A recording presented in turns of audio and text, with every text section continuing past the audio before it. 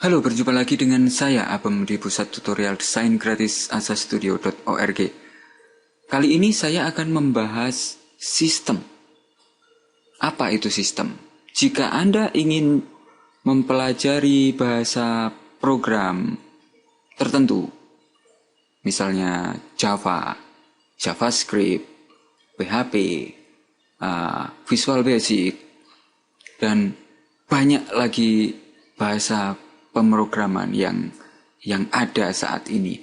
Dan jika Anda ingin mempelajari hal-hal tersebut yang saya sebutkan tadi, minimal Anda mempunyai pemahaman dasar tentang sistem. Pertanyaan saya, menurut Anda, apakah sistem itu? Jika Anda berpikir bahwa sistem adalah komputer, bisa, tapi saya rasa kurang tepat. Jika Anda berpikir bahwa sistem adalah suatu keadaan yang mengharuskan kita melakukan hal-hal tertentu, bisa juga. Dan banyak hal sebenarnya orang mengartikan tentang sistem. Karena sistem pada dasarnya seperti ini.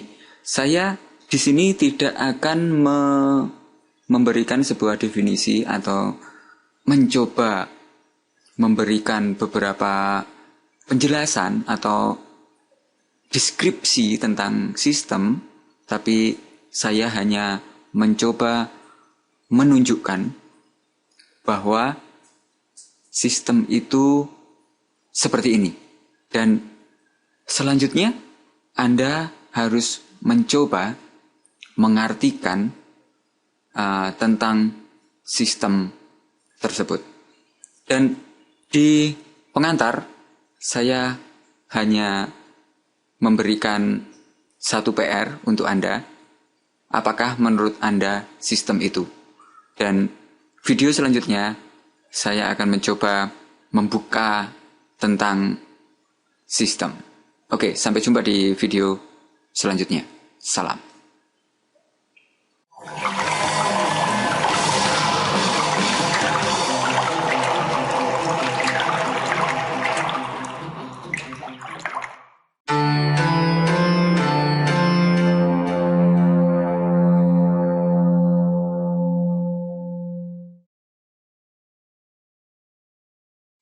Oke, kita lanjutkan.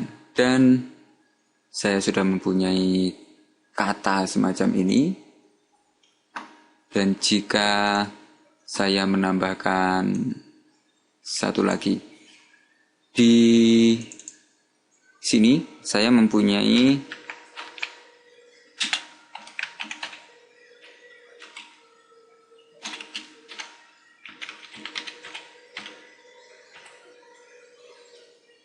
saya mempunyai ini, masa lalu yang mungkin primitif dibanding dengan masa sekarang, dan saya juga mempunyai masa kini modern. Apakah menurut Anda bahwa sistem itu ada saat ini, saat teknologi sudah ada, saat modernisasi sudah ada? Jika Anda berpikir demikian, berarti Anda kurang memahami yang namanya sistem. Jika Anda perhatikan di masa lalu, orang melakukan sesuatu, umpamanya saat mungkin masa purba, di situ mulai mengenal api dan mereka membuat api dengan menggosokkan kayu kering dan akhirnya tercipta api. Dan di situ membutuhkan langkah-langkah untuk bisa membuat api. Dan saya mau mencontohkan di sini.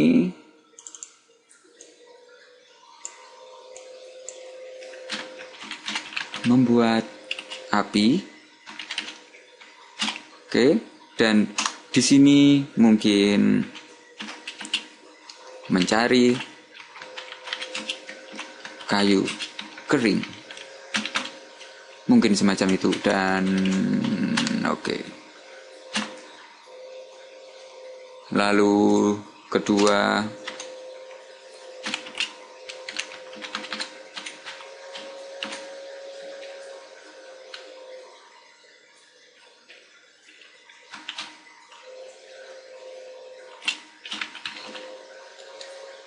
dan ketiga,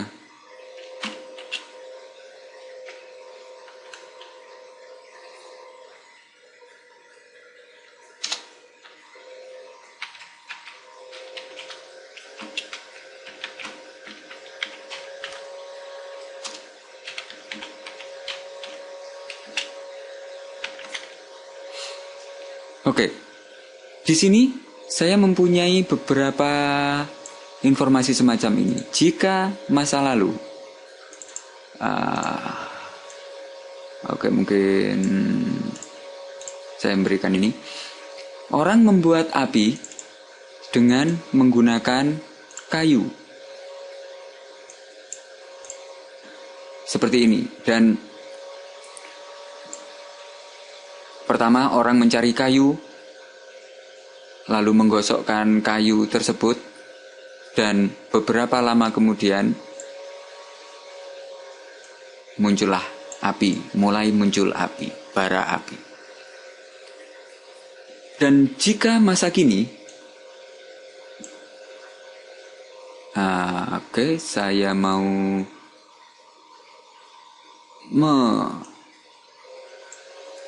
mungkin mencari korek.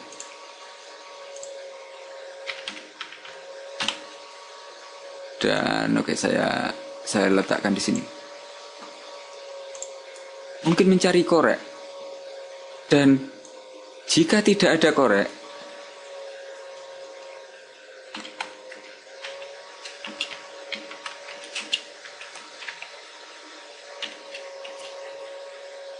kompor. Oke, kompor gas mungkin. Karena di situ ada pemantik dan ada gas. Dan jika ada ini, maka akan ada api. Dan jika Anda perhatikan, ini adalah langkah pertama, ini adalah langkah kedua, ini adalah langkah ketiga. Dan akhirnya kita mendapatkan sesuatu yang kita inginkan. Inilah sistem. Dan langkah-langkah sampai kita mendapatkan sesuatu, itulah sistem. Dan jika Anda berada di bahasa pemrograman, Anda harus mengerti tentang langkah-langkah ini. Dan langkah-langkah ini akan berhubungan erat dengan sebuah kondisi. Jika tidak ada korek, jika tidak ada kompor gas, jika tidak ada apapun, maka kita akan kembali ke masa lalu yang primitif tadi. Walaupun kita sekarang berada di masa kini, mungkin semacam itu.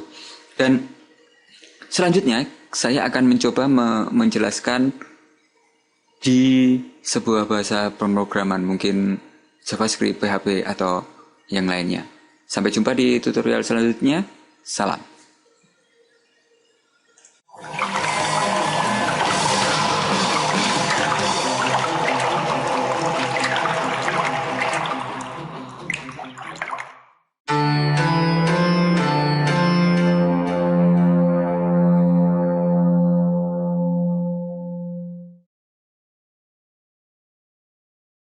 Oke, saya lanjutkan pembahasan tentang sistem.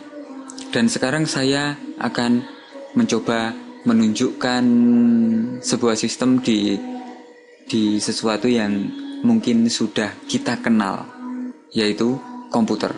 Dan saya di sini membahas Windows karena saya mengenal sistem operasi hanya Windows dan bukan yang lain. Di Windows Dan sekarang saya mempunyai Windows 7 dan saya membuka Explorer. Jika kita berada di Explorer, apa yang kita bisa lakukan di sini? Jika saya mengklik di sini, saya akan bisa menampilkan semua isi yang berada di sini. Saya mengklik satu lagi di sini, maka di sini langsung muncul isi yang berada di sini. Jika saya klik di bagian sini, tidak akan muncul dari folder di dalamnya. Kenapa? Karena memang di sini sudah diatur oleh pembuatnya bahwa saat kita berada di sini, sekali klik akan menuju ke folder di dalamnya. Dan jika kita berada di sini, kita membutuhkan double klik. Maka kita akan memunculkan isi di dalam folder tersebut. Dan ini sebenarnya juga sistem, tapi jarang kita bisa memahami hal tersebut. Dan akhirnya saat kita berada di area programming, membuat software, membuat aplikasi tertentu, kita akan kebingungan karena secara dasar kita belum memahami sistem itu. Dan bagaimana saat kita berada di sini dan ini ada folder, ini ada file. Saat kita klik kanan, akan muncul semacam ini. Dan jika saya pilih properties, akan muncul semacam ini. Tapi jika saya klik kanan, properties di folder, silakan Anda bandingkan. Tampilannya tidak sama. Di sini ada di general, sharing, security, previous version, customize. Di sini hanya ada 4. Karena di sini sudah ada semacam pernyataan dan kondisi tertentu. Jika yang di properties adalah file, atau yang di properties, yang di klik kanan properties adalah folder. Dan coba bayangkan bagaimana sebuah sistem yang namanya Windows ini dibuat. Jika Anda telah mengenal mungkin PHP atau mengenal mungkin Java atau Visual Basic, untuk membuat fungsi-fungsi tertentu kita membutuhkan bahasa script yang lumayan banyak dan benar. Jika ada satupun kesalahan, entah itu karakter ataupun tanda ataupun apapun, kita sudah tidak bisa menggunakan fungsi itu dengan baik dan error. Dan coba bayangkan bagaimana sistem ini dibuat. Dan saya rasa banyak skrip di dalamnya, makanya kapasitasnya juga besar. Saat kita menginstal Windows 7, kita harus mempunyai DVD, dan DVD itu kapasitasnya besar. Beda saat kita menginstal Windows XP Profesional, di situ hanya CD. Dan mudah-mudahan ini bisa menjelaskan kepada Anda tentang sebuah sistem, bagaimana rancang bangun sebuah sistem, bagaimana cara berpikir kita untuk membuat sebuah sistem tertentu. Dan intinya kita harus menentukan bahasa apa yang kita gunakan untuk membuat sistem tertentu. Jika kita menggunakan Java, maka kita harus mengerti sintak, aturan penulisan dari Java. Kalau kita menggunakan PHP untuk website design, sistem desain website, kita harus mengerti sintak dan cara penulisan dari PHP. Dan seterusnya. Oke, mudah-mudahan ini bisa menjelaskan sesuatu kepada Anda, dan kita lanjutkan ke video yang terakhir. Dan sampai jumpa. Salam.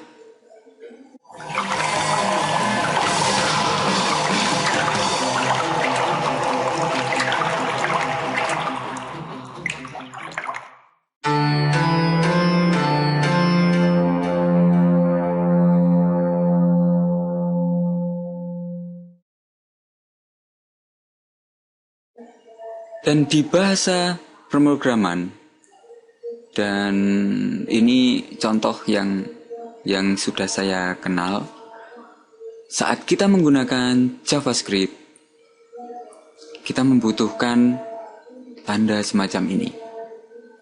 Penutupan JavaScript, pembukaan dan penutupan JavaScript. Dan saya memberikan for i sama dengan 0, i lebih kurang dari 10, i plus plus. Dan kita bisa mengecek dengan alert, nomor, dan plus i. Maka akan ditampilkan, akan muncul alert mulai dari 0 sampai 10. Dan ini adalah cara menulis. Masing-masing bahasa pemrograman mempunyai cara sendiri-sendiri.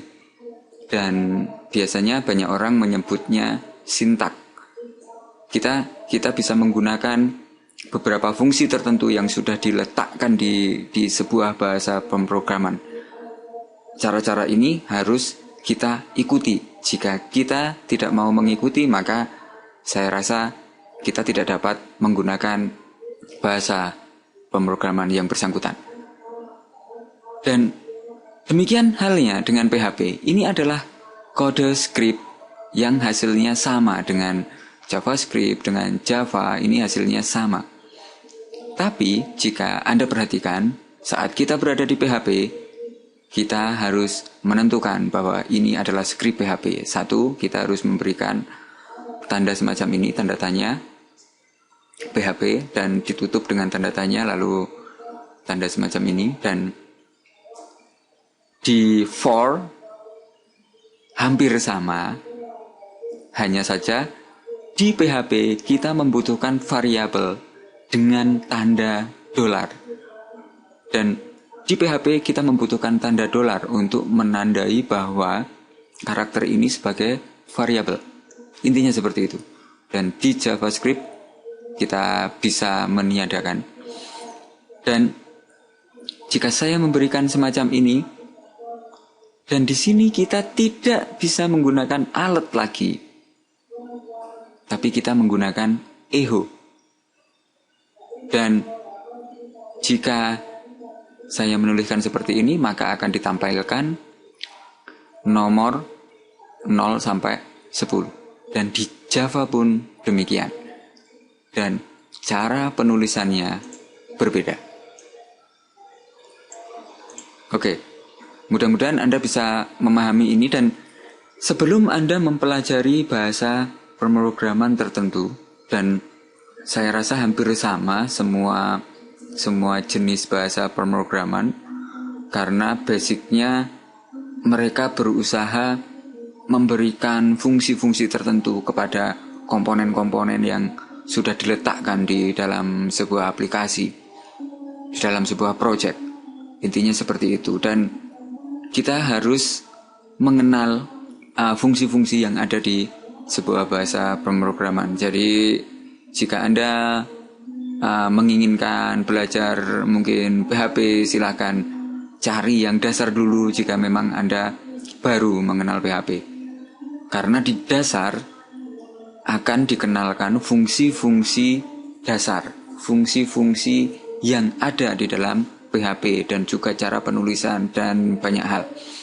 Setelah kita mengetahui tentang cara penulisan dan fungsi yang ada di sebuah bahasa pemrograman, kita bisa menggunakan fungsi-fungsi tersebut untuk kepentingan kita. Oke, mungkin semacam ini yang bisa saya bagikan untuk Anda.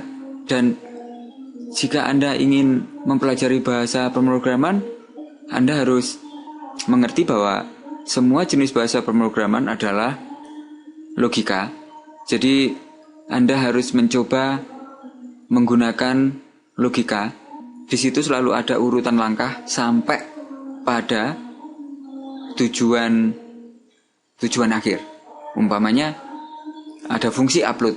Di situ ada baris di mana mengatakan sesuatu, dan itu harus lalu ada baris di bawahnya yang menyatakan penjelasan dari baris sebelumnya dan seterusnya sampai terjadi sebuah fungsi upload yang komplit seperti itu.